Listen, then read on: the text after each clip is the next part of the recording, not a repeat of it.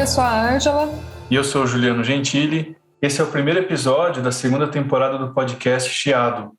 Nessa temporada, as parcerias são entre Brasil e Alemanha. E os convidados desse episódio são Wilson Sukorski e Jean-Hervé Perron. O Jean, apesar de não ter nascido na Alemanha, a gente considera uma figura relevante no cenário musical do país.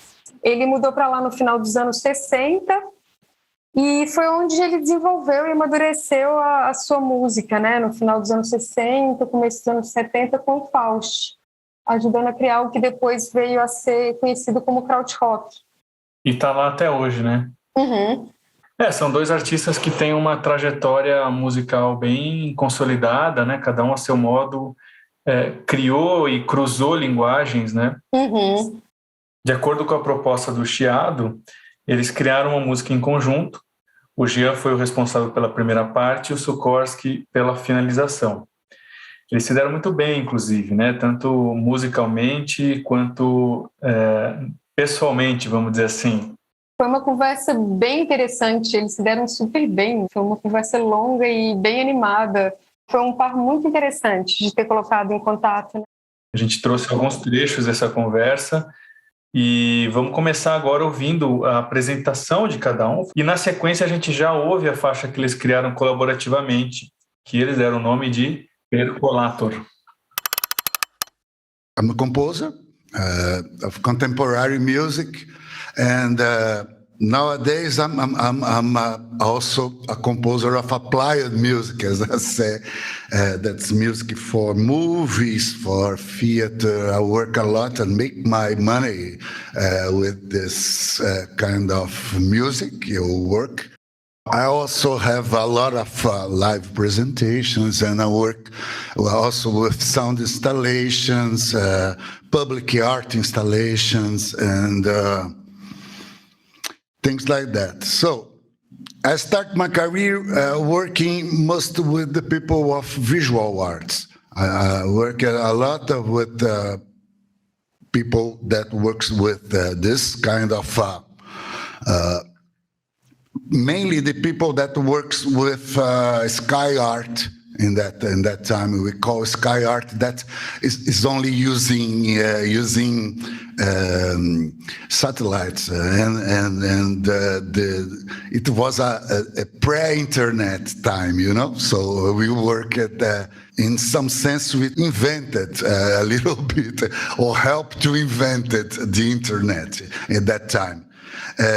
So I work also with automatic composition systems using AI. This in 87 and 89, nobody talks about artificial intelligence at that time.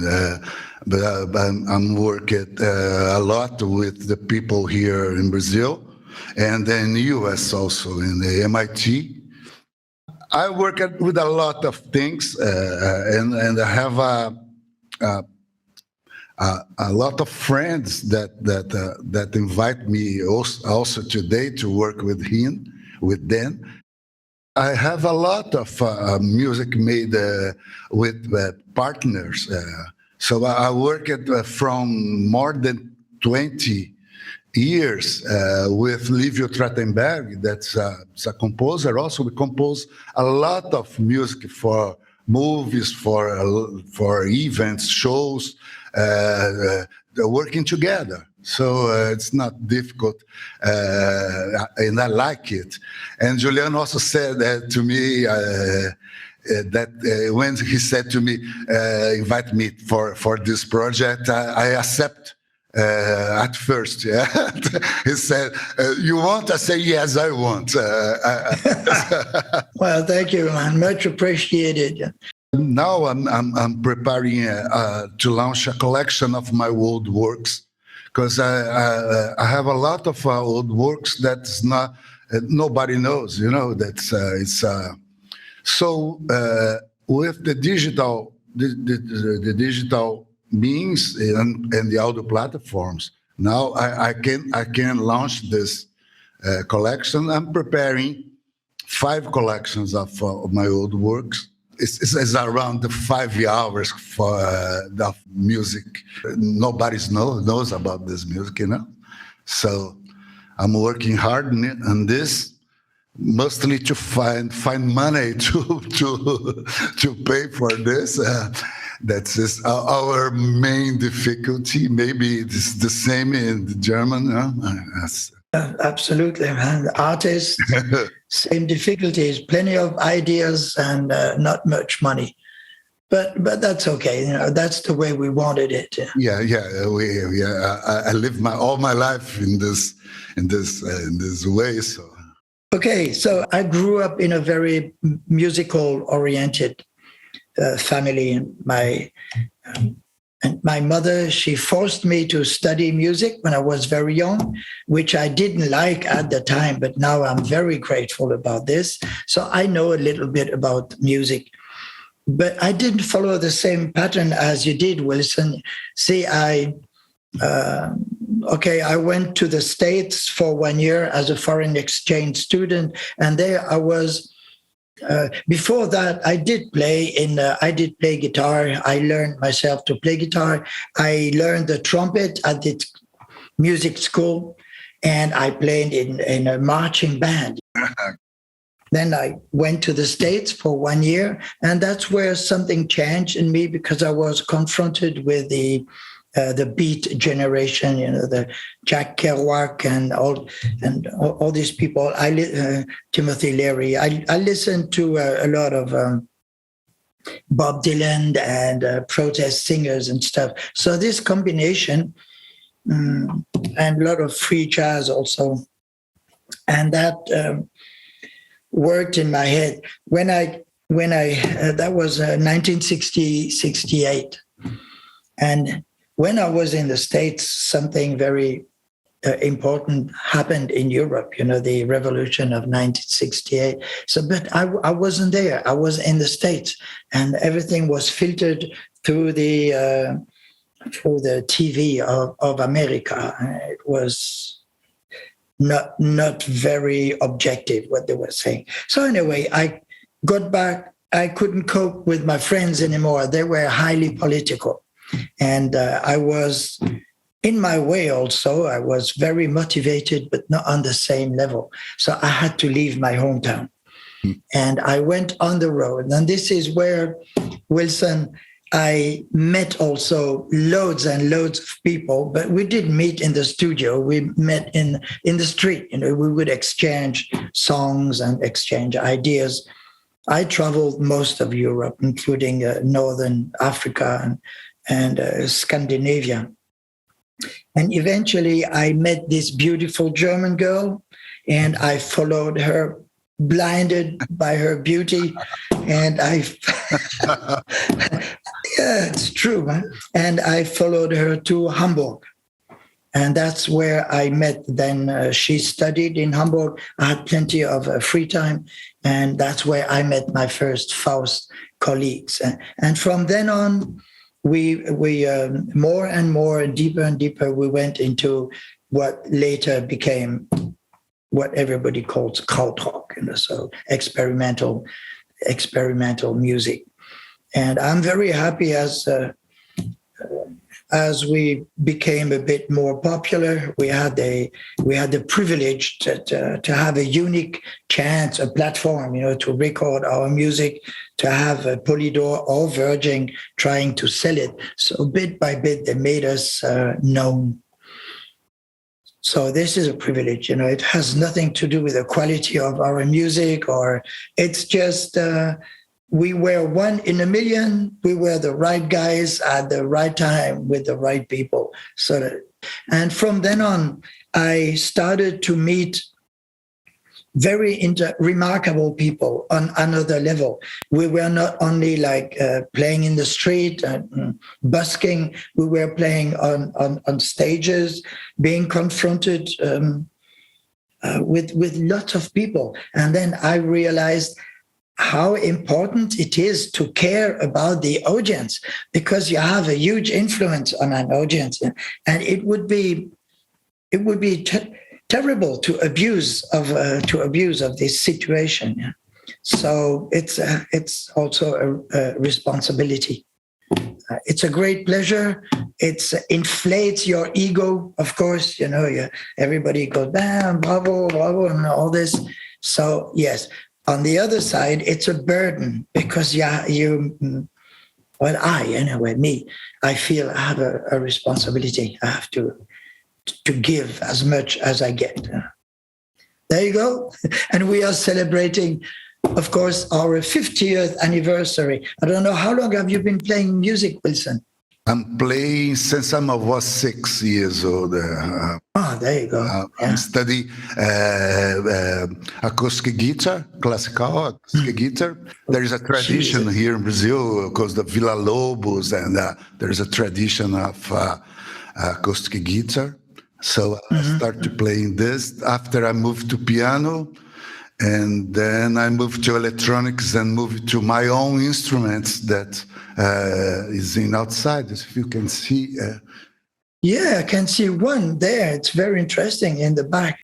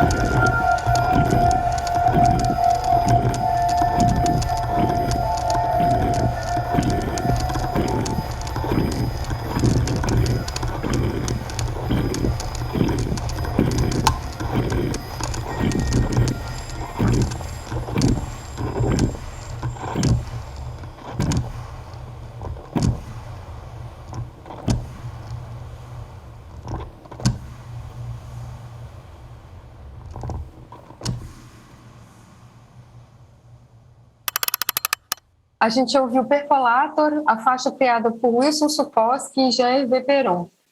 E eles falam na sequência um pouquinho sobre como criaram essa faixa, quais instrumentos e equipamentos usaram, como foi o processo de compor às cegas. É interessante que quando eles falam desse processo, o Jean-Hervé trouxe uma referência muito interessante que a gente acabou tirando da entrevista porque estava muito longa, mas ele lembrou da experiência surrealista do Cadavre Exquis, em que você faz um texto, um desenho, uma música ou qualquer expressão, você faz uma parte disso e outra pessoa continua, depois passa para outra e assim por diante.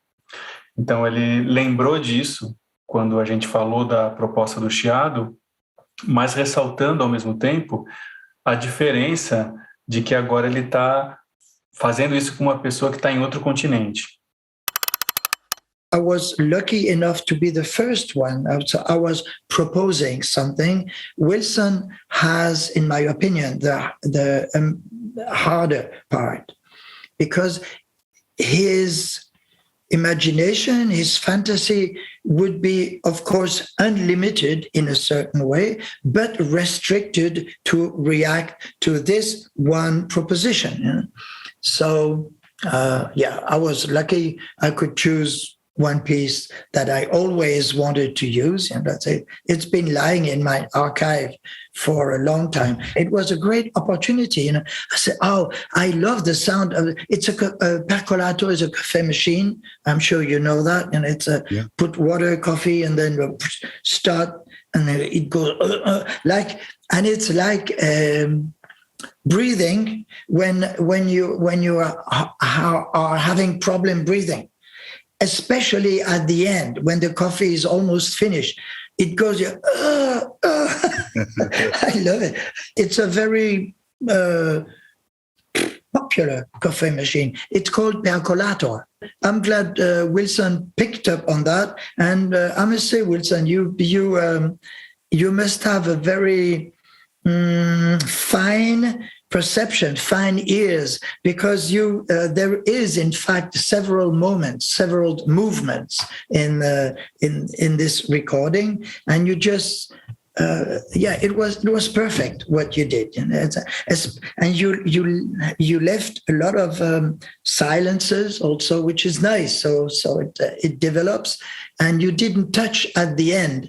So the last say the last words or the last impressions are of this difficult breathing. So it's thank you for that. I appreciate that very much.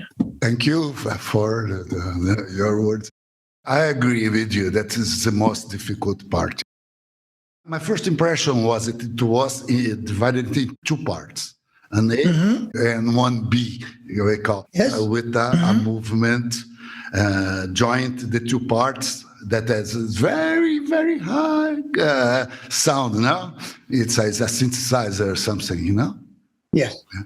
It's an analog sound, synthesizer, yeah. So look at the times of each part as make a study, kind of structural study about the material. And my first idea it was to put another, transform it in 3x2. You know, if you look at my intervention, is divided in three parts. Absolutely, yeah. This make, I hope, a good interleave between your ideas and my intervention. That sometimes very nervous, right? Blush, blush. The idea was just this: to take the material and make different waves with this material, but preserving the start and the end. You know? Yeah, genau. Because it's very organic. No? It's very organic at the beginning and the end. So at the end, I blur a little things in, but in the beginning, no. The beginning is just the sound. Yeah, perfect. Much appreciated. Yeah, very good. Excellent. Yeah. Essa fala deles sobre o processo, né, de criação dessa faixa pro chiado acabou dando vazão também para que eles falassem do processo criativo em geral, de como que eles trabalham e eu acho que também como encaram a arte, né? No caso, eles tiveram técnicas bem distintas. O Jean usou a gravação de um objeto, né, uma cafeteira que chama percolator, que deu nome à música, e o Suchorsky um programa de computador, que é um procedimento que ele usa muito frequentemente, né, nas composições dele. Chamou atenção também como que eles lidam com acaso. O Jean fala que algumas vezes deixa quase que para o subconsciente dar um sentido para a criação dele, né? E o Wilson, apesar de lidar com um sistema mais fechado, né, que a gente pode pensar num programa de computador, também deixa bastante espaço para a intuição. Much by me is led by hazard, by chance. You know, I let things happen more than because I can't control them. And anyway, so I adopted this solution of if you can't control it, just accept it. And so I did this. But I think there is in wie sagt man, Unterbewusstsein, under, wie sagt man das? Good. There is consciousness and under consciousness. Okay, there you go. In under consciousness, subconsciousness, there are things that happen that you don't know why they happen. So when I twist knob, maybe something happens in my subconsciousness also, which I don't know of. So these are the two instruments. I'm working in a completely different way. I'm working with, it's a kind of a robot. That's a robot that I constructed in Max. Max is a program for control MIDI or OSCI, control. So what I did the same as you, but in different approach. Yes. I put this robots to play with the music, and so I choose parts that looks good that combines with your or not combine at all with the work, but makes the structure more strong. So I choose is a kind of is by chance also. Sure. The robots, most of these little robots, I call robots, but it's a very simple element. But they work mostly in chance, you know. It's When you work on a piece, do you use mostly your ears, or do you also look at the waves? I call it a sausage. Do you look at the curves? I work with both processes. Most of the time, I'm very intuitive. Also, as you, I'm try to be intuitive.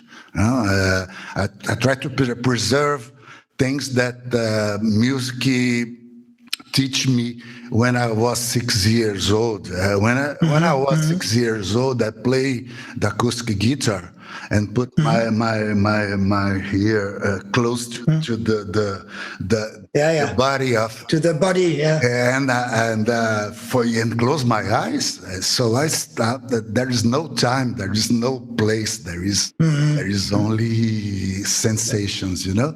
So I most of the time I try to preserve this music intuitive, but I study music also a lot, so I can't erase this part of my formation. You know? No, why should you? I know. So I like to both directions. Sometimes I improvise. Of course, yeah. Sometimes I wrote each note. Compose, you know. Yeah. I understand. Yeah.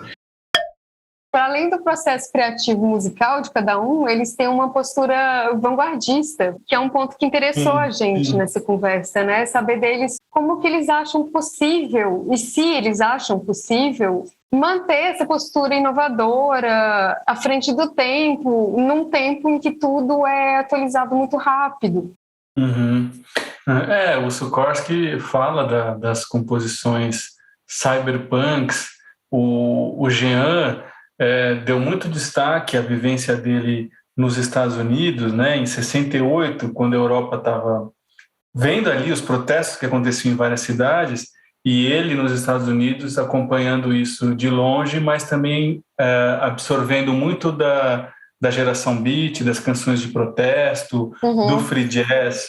Então, para os dois, acho que é uma questão interessante, né? Assim, para os dois, falar em romper barreiras, em subverter de alguma forma aquilo que está pré-estabelecido, parece que é parte da trajetória dos dois, né? Ainda que hoje em dia eles não pensam exatamente igual. For me, the answer is I met once a Swiss professor who he was talking to his student, and he mentioned there won't be any avant-garde anymore because of the internet and the very quick ways of communication. You cannot be ahead of your time, which is intrinsically what avant-garde means, being ahead of your time. And it's not possible anymore. So I have no problem of accepting this now. That's my answer. I have found my peace. I have no problem with this anymore. I am absolutely conscious that I cannot be ahead of my time anymore. Communication is just too fast. In the past, it was easy to create something that one would think it was totally new, totally revolutionary, totally impressing. But now you realize you do something and you Google and it's been done before and it's being made here at the same time. So that's my answer, and I found my peace with that. Wilson. For the first time, you have access of all the music for all the countries. Never in the story of the humanity you have such a explosion of music, all types of music. If you go to Bandcamp, that's free market of music, you can see that's a lot of things. I think the some of these guys will be ahead of his times, some of them. Yeah, as we was somewhere in the time in the past, or so always we'll have people that will be thinking outside of the box. Let's say, and as you said, I'm in peace with this too. For me, I'm still working. I'm still very, very happy with what I'm doing.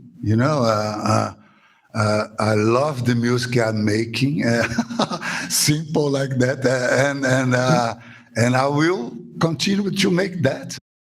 A gente vai chegando ao final do episódio, agradecendo a participação de Wilson Suchorsky e Jean Hervé Peron. Would like to thank the people of Chiado, for this opportunity to meet this honorable sir. Thank you so much, man. Thank you very much. Yeah, I do appreciate. Yeah, I'm very glad with the result. It was a pleasure, Wilson, to work with you, and I do hope, Angela and Juliano, I hope that you will take us back to Brazil one day.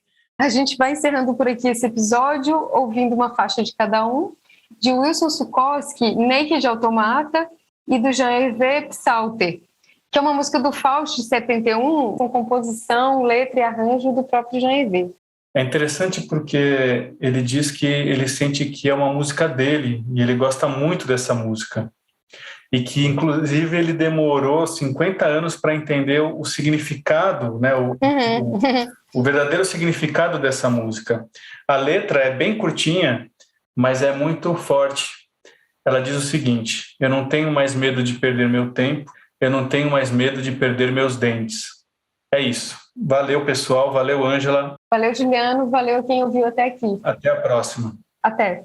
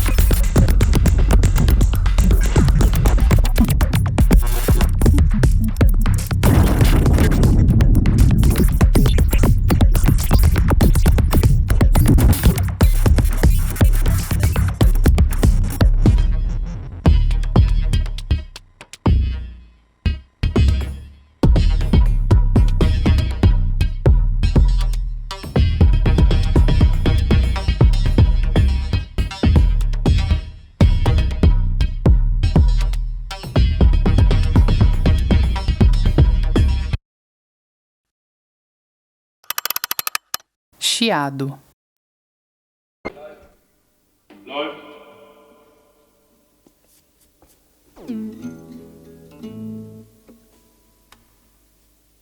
Heißt das, es läuft oder es kommt bald? Läuft. So.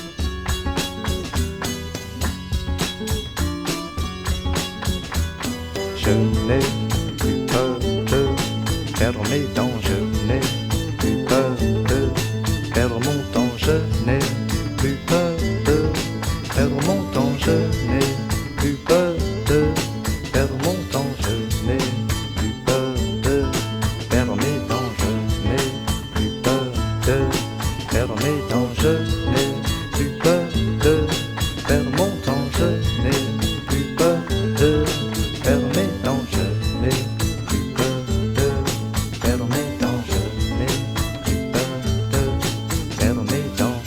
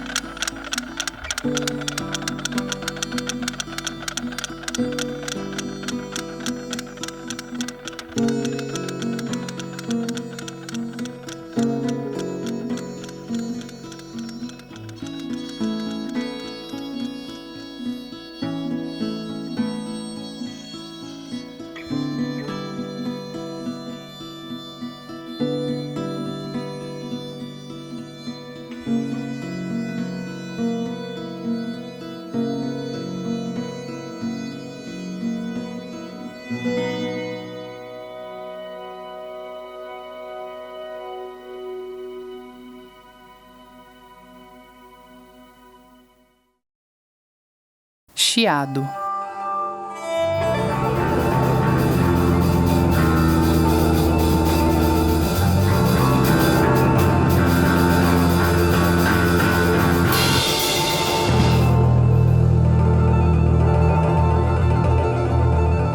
Chiado é o podcast do Chi, Festival de Música Criativa.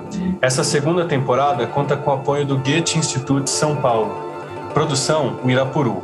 Mixagem e masterização, César Martini. Tradução, Bruno Lima. Identidade visual, Maria Cal Levi. Vinheta, Bugil, Juliano Gentili e Daniela dos Santos. Concepção, curadoria, entrevistas, edição dos episódios e da vinheta, Ângela Brava e Juliano Gentili. Gravado em novembro de 2021. Assim como na primeira temporada, as faixas colaborativas criadas para esses episódios compõem um álbum e vão estar disponíveis em chiado.bandcamp.com.